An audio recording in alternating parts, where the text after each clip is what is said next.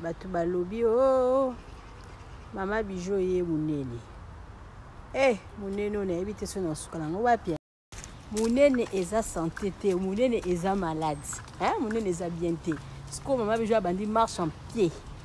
Na mbwana biso. Biso toke otambola ye wana. Nala, Zaki hello. Nake kotambola kwa. Nako tambola na makolo parce que munene batu msu balobi eza kimia.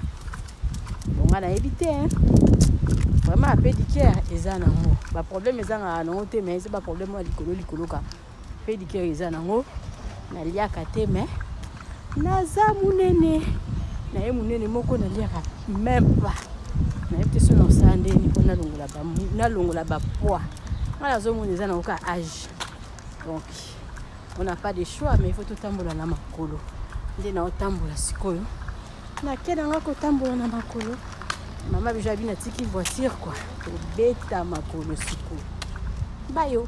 Bonsoir la famille. Maman Bijou na ye kaka ko présenter bino salon na biso ya sika na appartement oyo to benga ka appartement numéro 1.